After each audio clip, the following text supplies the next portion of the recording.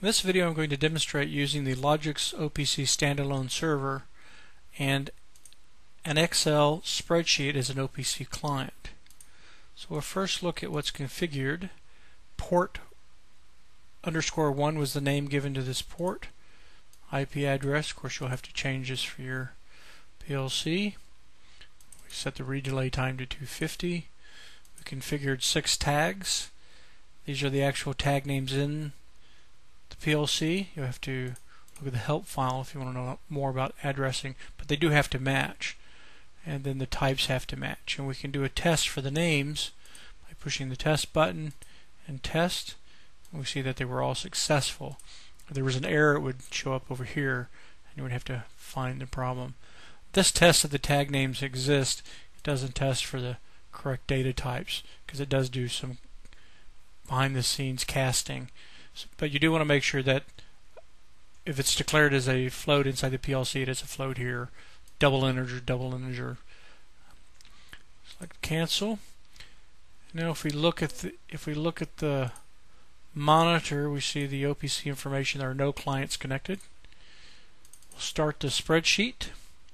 The first thing we see is the security warning. This computer is configured to disable macros on opening of a document, so we're going to select options. We'll select enable the content. Your computer could have macros able to run and you wouldn't see that. You could also change it by going to the trusted location list and adding the directory that this file is in to the trusted list, and you won't get that error anymore. You do need to make sure that in the VB Editor Tools reference the OPC Data Access Automation wrapper is enabled. The LogixOPC server uses a custom interface, so we need the wrapper to get at the server. This is the name of the server, LogixOPC.da2, and we select connect. Now we go look at the monitor. We see there is one client connected, which is this spreadsheet. And we added one group to hold the 6 items, and the 6 items are right here. The item name is the port name and then the tag name. So port _1 period bool test is this item. These values have to match exactly.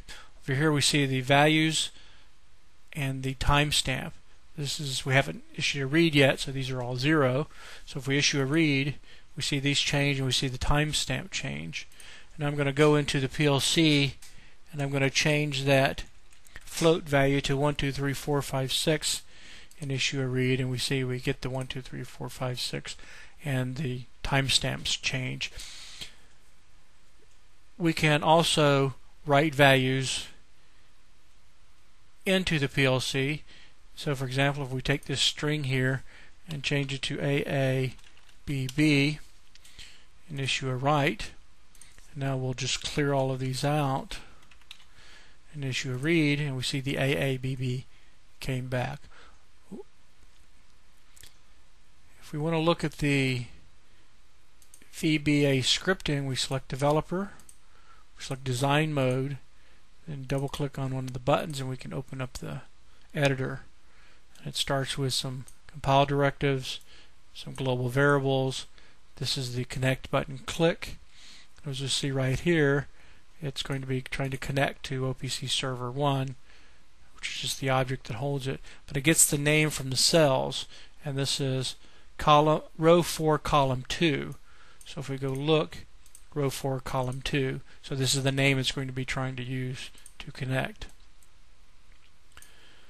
Right here we see where it's trying to add these 6 items that we added, and again it's using the cells row column, so 8 plus I, so 1, so 9, 10, 11, so on, and column 2. So if we look, we have right here row 9 column 2, so it gets these 6 names to make items of. You can make 6 or 600 or 4, however you want to do it. There's just a disconnect button if we wanted to disconnect. We're not using the on data change.